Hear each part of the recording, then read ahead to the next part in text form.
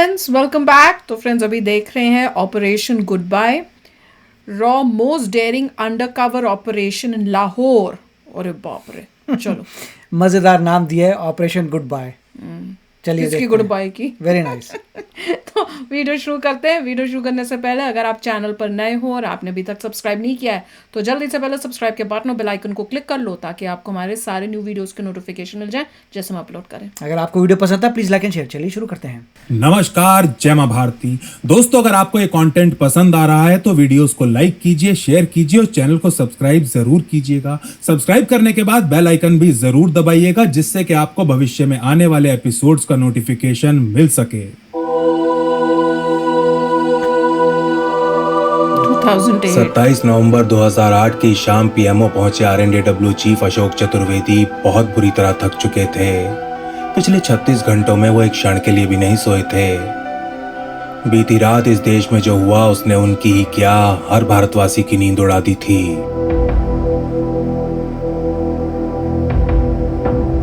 LET के highly trained 10 आतंकियों ने समुद्री रास्ते से मुंबई में घुस चारों ओर त्राही मचा दी थी।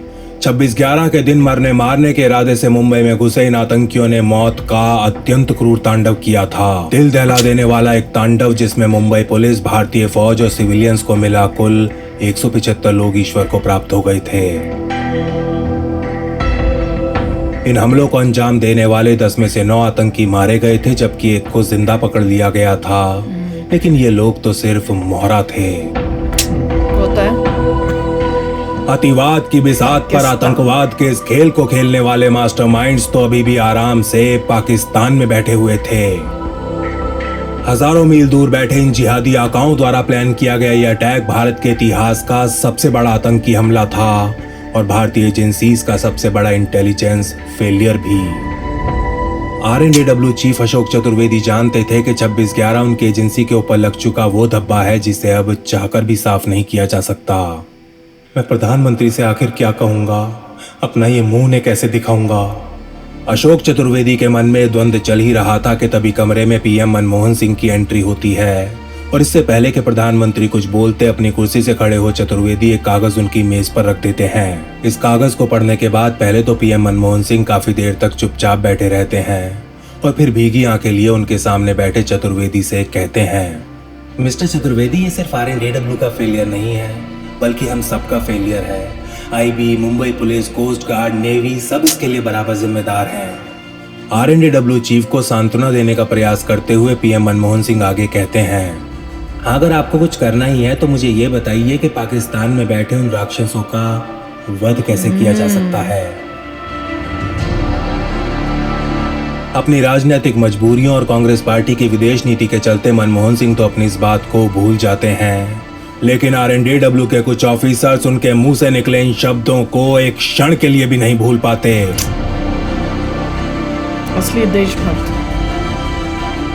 जब 26/11 का मास्टरमाइंड हाफिज सईद खुलेआम पाकिस्तान में रैलियां निकाल रहा था, भारतीय न्यूज चैनल्स पर बैठ भारत सरकार का ही मखौल उड़ा रहा था।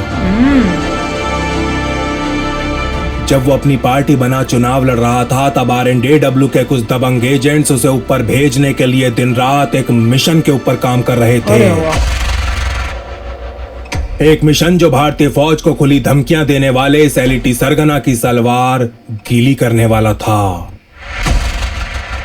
एक मिशन जो हाफिज जैसे आईएसआई के आतंकी गुर्गों को घर के अंदर घुस के मारने का असली मतलब समझाने वाला था।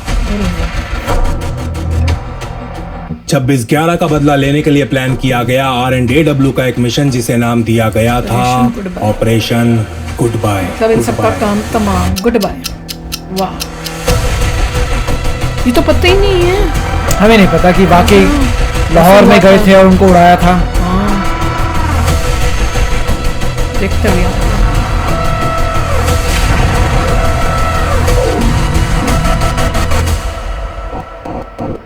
कह रहे मनमोहन सिंह तो भूल गए पर ये नहीं भूले। इसको साइन किया जॉब। 17 जुलाई 2019 के दिन आरएनडेडब्ल्यू हेडक्वार्टर्स में पाकिस्तान डेस्क पर रखा एक कंप्यूटर अचानक बीप करने लगता है। इसकी स्क्रीन पर एक कोडेड मैसेज फ्लैश हो रहा था। मैसेज जिसे लाहौर में एक्टिव RNAW के एक अंडरकवर एसेट ने भेजा था। इस डेस्क पर बैठा RNAW एनालिस्ट जैसे इस मैसेज को डिकोड करता है, उसके चेहरे की हवाइयां उड़ जाती हैं और वो तुरंत अपने बॉस के कैबिन की तरफ दौड़ने लगता है। सर, गलत न्यूज चल रही है, वो जेल में नहीं है, अपने घर पर है। हाफिज सईद मोस्ट वांटेड आतंकी, उसे गिरफ्तार कर लिया गया है। आतंकी हाफिज सईद पाकिस्तान में गिरफ्तार। अच्छा, पाकिस्तानी ये बोल रहा है कि हमने गिरफ्तार कर लिया, जबकि वो गिरफ्तार नहीं किया था। He was arrested from Lahore while he was Hindustan का मोस्ट वांटेड आतंकी ये जमात इस्लामा का सरगना हाफिज सईद गिरफ्तार हो गया। और इंडियंस भूल जाते हैं। आज पूरे दिन देश और दुनिया का हर न्यूज चैनल ये बताने में लगा हुआ था कि पाकिस्तानी अथॉरिटीज ने हाफिज सईद को गिरफ्तार कर लिया है और अब उसे लाहौर की सेंट्रल जेल भेज दिया गया है। लेकिन ये खबर सच्चाई नहीं बल्कि एक छलावा था। हाफिज सईद को गिरफ्तार कर जेल भेजने का नाटक पाकिस्तान द्वारा FATF और दुनिया की आंखों में धूल झोंकने के लिए किया गया था। एक पाई को मोहताज हो चुके पाकिस्तान के ऊपर FATF ने सईद जैसे आतंकियों के ऊपर कार्यवाही करने का बहुत ज्यादा दबाव बनाया हुआ था। पाकिस्तान भी हर कीमत पर FATF की ग्रे लिस्ट से बाहर निकलना चाहता था और इसी के चलते पाकिस्तान फौज और ISI के इशारे पर यह सारा स्वांग रचा गया था। सबके सब भी झूठ। अपने एसेट से हाफिज सईद के ऊपर ये इनपुट मिलने के बाद RNAW का एक ऑफिसर लाहौर में फैले अपने बाकी एसेट्स को भी एक्टिवेट कर देता है। 18 वर्षों से RNAW में काम कर रहे सीनियर इंटेलिजेंस ऑफिसर का कोड नेम था सूर्या चौहान। ऑफिसर सूर्या 2007 से 2013 तक पाकिस्तान में अंडरकवर रह चुके थे और 26 नवंबर 2008 के उस दुर्भाग्यपूर्ण दिन जब मुंबई के ऊपर हमला हुआ तो उन्होंने पाकिस्तान में लोगों को जश्न मनाते, मिठाइयां बांटते, एक दूसरे के गले लगते खुद अपनी आंखों से देखा था। गुस्सा आ गया। ऐसे भी गंदे लोग होते हैं। इनोसेंट लोग मरे, तुम जश्न मना रहे हो। सूर्या ने पाकिस्तान में अंडरकवर एसेट्स का एक अत्यंत प्रभावशाली नेटवर्क बना डाला था। एक नेटवर्क जिसमें कोई होटल चला रहा था तो कोई सरकारी नौकर था, कोई IT कंपनी में काम कर रहा था तो कोई TTP जैसे आतंकी संगठन में। आज 2019 में ऑफिसर सूर्या के इस नेटवर्क को अब ये कंफर्म करना था कि हाफिज सईद आखिर कहां आराम कर रहा है, लाहौर जेल या फिर अपने घर में।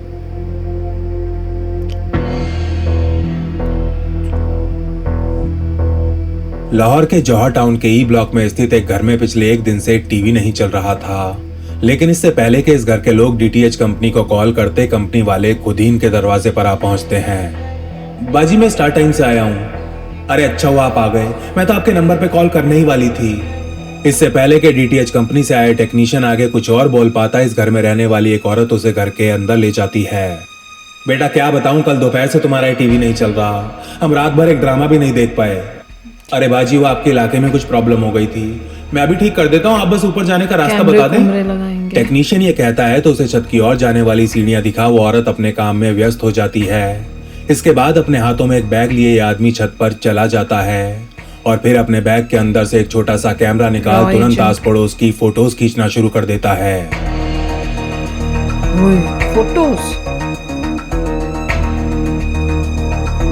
असल में यह आदमी DTH कंपनी का टेक्नीशियन नहीं बल्कि RNAW के लिए लाहौर में काम कर रहा एक एसेट था। ऑफिसर चौहान द्वारा 3 साल पहले रिक्रूट किए गए इस एजेंट का कोड नेम था बिलाल मिर्जा।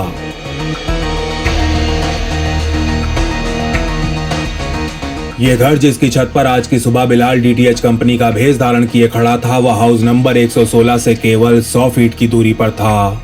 जौहर टाउन का हाउस नंबर 116 जहां 26/11 का मास्टरमाइंड हाफिज किसी और के घर में करता था। इस घर में होगा। हाफिज सईद के घर और आसपास की कई फोटोज लेने के बाद एजेंट बिलाल इस घर के डिश एंटीना में लगे LNBF को एक दूसरे LNBF से रिप्लेस कर देता है। बाहर से देखने में तो ये दोनों पार्ट्स बिल्कुल एक जैसे थे, लेकिन अगर अंदर की बात करें तो एजेंट बिलाल के LNBF में एक अत्यंत शक्तिशाली माइक्रोफोन लगा हुआ था। काम पूरा होते ही बिलाल अपने फोन से एक मैसेज भेजता है और ठीक 5 मिनट बाद इस घर का टीवी बिल्कुल ठीक ठाक चलने लगता है। कोई आधे घंटे बाद बिलाल लाहौर स्थित एक सेफ हाउस पहुंच इस माइक्रोफोन से ट्रांसमिट हो रहे ऑडियो को मॉनिटर करने में लग जाता है और केवल कुछ ही घंटों के भीतर उसे वो आवाज सुनने को मिल ही जाती है जिसके लिए उसने बिना किसी संकोच अपनी जान को खतरे में डाल दिया था। बाहर से ऑडियो पूरा जो आवाज आ रही है उसके घर की आएगी अंदर से। वो एजेंट बिलाल 99% श्योर थे कि उनको सुनाई दे रही आवाज हाफिज सईद की ही है, लेकिन फिर भी उसके वॉइस सैंपल को टेक्निकल एनालिसिस के लिए R&AW की इलेक्ट्रॉनिक्स एंड टेक्निकल सर्विसेज यानी कि ETS के पास भेज दिया जाता है। डेटाबेस में मौजूद सईद के अनेकों वॉइस सैंपल से कंपेयर करने के बाद ETS भी ये कंफर्म कर देती है कि एजेंट बिलाल द्वारा भेजी गई फाइल्स में वो आवाज हाफिज सईद की ही है। So this is a perfect opportunity. दुनिया की नजरों में तो वो जेल में है, लेकिन साला असलियत में अपने घर में ही रह रहा है। अगर हम उसे उसके घर पे हिट करें तो पाकिस्तान बहुत ही ऑकवर्ड सिचुएशन में आ जाएगा। भारत के एनिमी नंबर 1 हाफिज सईद को खत्म करने के लिए ऑफिसर सूर्या ये कहते हैं तो अपनी मेज पर पड़ी जौहर टाउन की फोटोज को देखते हुए सामंत गोयल उत्तर देते हैं। पर सूर्या ये होगा कैसे? सिक्योरिटी देख रहे हो, इंसान तो छोड़ो, किसी चिड़िया को भी घर के आसपास नहीं आने देंगे पाकिस्तानी। सर वो सब मैं हैंडल कर लूंगा, आप बस एक बार हाँ कर दीजिए। तो आप सबको क्या लगता है gentleman, do we have any chance here? R&AW chief यहाँ बैठे दूसरे वरिष्ठ अधिकारियों से पूछते हैं तो उनमें से एक ऑफिसर उत्तर देता है, yes sir we do have a chance, लेकिन सबसे अच्छी बात यह है कि we have nothing to lose here. अगर सईद मारा गया तो पाकिस्तान दुनिया से कहेगा क्या? They have hard time explaining कि वो जेल की जगह घर में क्या कर रहा था, और अगर बच गया तो वो उसे तुरंत जेल में डाल देंगे। It will be a win win situation for us. I think we should go head. अपने बाकी अधिकारियों से विचार विमर्श करने के बाद सामंत गोयल ऑफिसर सूर्या को हाफिज सईद और उसकी गतिविधियों के ऊपर और ज्यादा इंटेलिजेंस इकट्ठा करने को कहते हैं। Get me something more concrete Surya, मैं सिर्फ एक वॉइस सैंपल लेके PM के पास नहीं जा सकता। कितना टाइम लग रहा है। अगले कुछ महीनों के दौरान ऑफिसर सूर्या और लाहौर में एक्टिव उनका नेटवर्क हाफिज सईद के ऊपर जितनी हो सके उतनी जानकारी इकट्ठा करने में लग जाते हैं। इस काम के लिए इलेक्ट्रॉनिक सर्वेलेंस के साथ साथ ह्यूमन यानी कि ह्यूमन इंटेलिजेंस का सहारा भी लिया जाता है। हाफिज सईद के घर में दूध दही दाल चावल कहाँ से आते हैं? लाइट खराब हो जाए तो इलेक्ट्रीशियन और पानी में प्रॉब्लम हो तो प्लम्बर कहाँ से बुलाया जाता है? यानी कि हर वो चीज जो हाउस नंबर 116 को बाहरी दुनिया से जोड़ रही थी, R&AW का नेटवर्क उसे ट्रैक करने में लग जाता है। देख लो पाकिस्तान क्या, ये आज असलियत पता चल रही है। R&AW को जानकारी इकट्ठा करते 5 महीने हो चले थे और नवंबर 2019 की शाम सामंत गोयल PMO की उसी कुर्सी पर बैठे हुए थे जिस पर कभी 26/11 के अगले दिन अशोक चतुर्वेदी को अपना सर झुकाए बैठना पड़ा था। लेकिन इन 11 सालों में बहुत कुछ बदल गया था। भारत अब दुनिया की आंखों में आंखें डालकर बात करने लगा था, थप्पड़ का जवाब मुक्के से देने लगा था।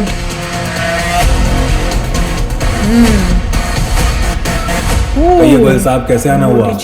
कमरे में प्रवेश करते ही PM नरेंद्र मोदी ये कहते हैं तो अपने हाथों में कुछ फाइल्स लिए सामंत गोयल तुरंत खड़े हो जाते हैं। PM मोदी के साथ गृह मंत्री अमित शाह, विदेश मंत्री S जयशंकर और NSA अजीत डोवल भी अंदर आ चुके थे। कॉम्बिनेशन। जय हिंद सर, आपसे हाफिज सईद के ऊपर बात करनी थी। गोयल के मुंह से नाम सुनते ही PM मोदी के चेहरे से मुस्कुराहट तुरंत गायब हो जाती है। हाँ कहिए, कोई नई अपडेट है क्या? यस सर, हमारे पास पुख्ता सबूत हैं कि हाफिज सईद लाहौर जेल में नहीं बल्कि जौहर टाउन वाले अपने घर में रह रहा है। ये कहते हुए सामंत गोयल प्रधानमंत्री समेत यहाँ मौजूद हर व्यक्ति के सामने एक एक फाइल रख देते हैं। फाइल जिसमें इस बात के 2 टूक प्रमाण थे कि कैसे हाफिज सईद को ले पाकिस्तान पूरी दुनिया की आंखों में धूल झोंक रहा है। R&AW चीफ सामंत गोयल तो पहले ही अपना पक्ष रख चुके थे। उनके अनुसार सईद को हिट करने का इससे अच्छा मौका दोबारा कभी नहीं आने वाला था। गृह मंत्री अमित शाह और NSA अजीत डोवल भी उनकी बात का पूरा समर्थन कर रहे थे, लेकिन विदेश मंत्री S जयशंकर इस फाइल का कोवर्ट नहीं बल्कि डिप्लोमेटिक प्रयोग करना चाहते थे। सर मुझे लगता है कि हमें इस इंटेलिजेंस का प्रयोग कर पाकिस्तान को अंतर्राष्ट्रीय स्टेज पर एक्सपोज करना चाहिए UN के अगले सेशन। लेकिन उससे क्या होगा? UN तो बेकार। UN is nothing। इससे पहले कि जयशंकर अपनी बात पूरी कर पाते अजीत डोवल उन्हें टोक देते हैं। हम अब तक लाखों बार सबूत पूरी दुनिया के सामने रख चुके हैं। ना जाने कितने डॉजिए कितने डॉक्यूमेंट्स UN में जमा करवा चुके हैं। क्या पाकिस्तान ने आज तक एक भी आतंकी को हमारे हवाले किया? नहीं। सर हमारे दबाव में अमेरिका ने उस सईद के ऊपर पूरे $10 मिलियन का इनाम घोषित किया हुआ है, लेकिन फिर भी वो VVIPs की तरह बड़े आराम से लाहौर में रह रहा है। देख लो, जिस देश ने अपने दोस्त को उसामा नहीं दिया वो अपने दुश्मन को हाफिज सईद दे देगा? I don't think so, sir. I'm sorry, but I 100% agree with Mr. Goyal. We should hit the bastard hard. Bastard hard. I agree too. NSA Ajit Doval की ये बात खत्म होते ही PMO के इस कमरे में सन्नाटा छा जाता है, लेकिन फिर कुछ मिनट बाद PM मोदी की आवाज सुनाई देती है। तो ठीक है गोयल साहब, आपको जो सही लगता है आप कीजिए। हाँ बस ध्यान रहे कि देश के सम्मान पर कोई आंच नहीं आनी चाहिए। नहीं आई थी। नहीं आएगी sir, will not leave any fingerprints behind. ये कहते हुए जैसे ही सामंत गोयल खड़े होते हैं, पीएम मोदी की तरफ से उनके लिए एक आखिरी प्रश्न और आ जाता है। अरे गोयल साहब, नाम क्या सोचा इस ऑपरेशन का, वो तो बताते जाइए। Sir, this mission will be called operation good bye.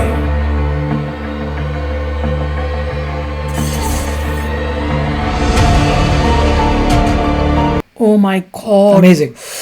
Fantastic. कुछ आइडिया नहीं था, अब आज पता चल रहा है। और मैं बताऊं, हर एक इंडियन का जो है ना खून खौलेगा अभी इसको देख के। मेरा तो बहुत खौल रहा है। और ये पाकिस्तान की असलियत दिख रही है, पाकिस्तान और पाकिस्तान। पता चलेगा अल्टीमेटली उसे कैसे उड़ाया था। हाँ, उड़ाएंगे तो सही भाई। और हमें ये भी नहीं पता कि उड़ाया था, मुझे तो ये भी नहीं पता चला। पता नहीं क्या होगा, मेरे न्यूज इतनी ज्यादा आई नहीं ना। मुझे तो ये भी नहीं पता कि उसको जेल में कहा कि बंद किया हुआ है, और पता चल रहा है कि वीवीआईपी ट्रीटमेंट मिल रही है, अपने घर में बैठा हुआ है। हिम्मत देखो पाकिस्तान की, कितनी हिम्मत है। ओसामा भी इसी तरह से मिला, ये भी इसी तरह से मिला। तो और क्या प्रूफ चाहिए वर्ल्ड को इस पाकिस्तान के? तभी वो कह रहे हैं कि प्रूफ से नहीं होगा, आपको कार्य करने पड़ेगा। और मैं हैरान हो रही हूं, मुझे तो इसको देख के गुस्सा आ रहा है पाकिस्तानी चैनलों के ऊपर, जो इंडियंस जा जाकर देख रहे हैं किस टाइप के इंडियंस है। पता है, जब भी मैं ऐसी वीडियोस देखती हूँ मेरा खून खौलता है। पर अच्छा, मेरे को, मैं कहती हूँ हर एक इंडियन जो असली इंडियन है ना, इन टाइप जो है ना रॉ एजेंट्स वैसे बने। और देखो पाकिस्तान में जाके, क्योंकि बोल रहे हैं ना अंडर कवर है, तो लाहौर में जाके अब उसको मारेंगे। Very good. और उन्हें पता भी नहीं चलेगा कौन आके मार के गया। देखते हैं, मगर काफी अच्छा एफर्ट है। हमें पता भी नहीं चला कि ये सब हुआ था। Very nice. नहीं पता चला, आज पता चल रहा है। ओ माय गॉड, बहुत अच्छा लग रहा है। Brilliantly presented man, brilliantly very presented. तो जल्दी से बाय बाय करते हैं, अब आगे का पार्ट देखते हैं। तो चलो फ्रेंड्स, चलते हैं, मिलेंगे नेक्स्ट वीडियो में बहुत ही जल्द। Till then take care and bye bye. तो अगर आप मेरे इस चैनल पे नए हो तो जल्दी से सब्सक्राइब के बटन को हिट करो और बेल आइकन को क्लिक करो, ताकि आपको मेरा जब नया वीडियो मैं लगाऊं आपको उसके बारे में जल्दी से पता चल जाए।